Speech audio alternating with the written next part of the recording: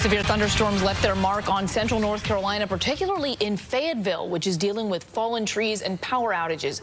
About 12:30, a tree fell on a home on Hadley Court, and a metal roof was torn from a shed and ended up on some train tracks. And with all the rain we experienced today, you really need to take it easy on the road if you're out tonight. There's still a lot of water left over. Get this, not counting today, we've seen just under 6.5 inches of rain in April.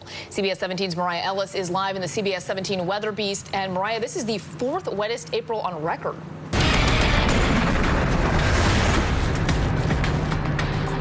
Yeah, guys, we are driving on New Hope right now, and you can tell that our roads are just a little wet right now, but pretty much much different than what we saw just a little while ago.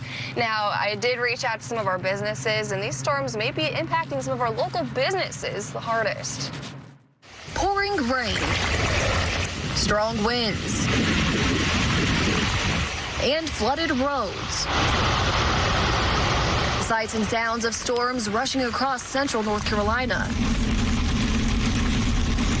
Meteorologist Lance Blocker says April brought more than 6 inches of rain. It's a wet pattern North Carolinians are seeing a lot of. We got stuck on the pattern where every weekend, a new system came in. Every weekend since January 1st. At least a trace of rain has been recorded at RDU every single weekend, including, of course, the amount of rain we've had this past weekend. Of course, this one qualifies as well. And all these rainy weekends, it's not just ruining weekend plans.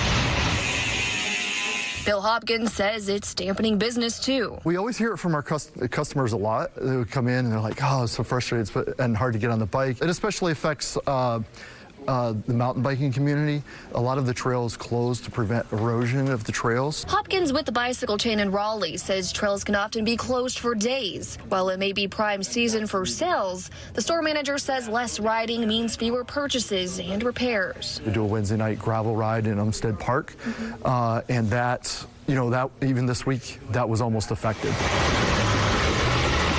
Just like these storms, Hopkins says there's always a few surprises, including last weekend. Saturday was rainy, kind of washed out, and then Sunday was one of our busiest of the year so far. Now, the good news is that our meteorologists are actually talking about having our first full dry weekend coming up this week, and it might just be a good opportunity to get on those bikes if you hadn't had a chance yet. Live on the Weather Beast, MARIAH Ellis, CBS 17 News. Yeah, I know a lot of people are looking forward to the dry week. Yeah, let's break that trend. Thanks, MARIAH.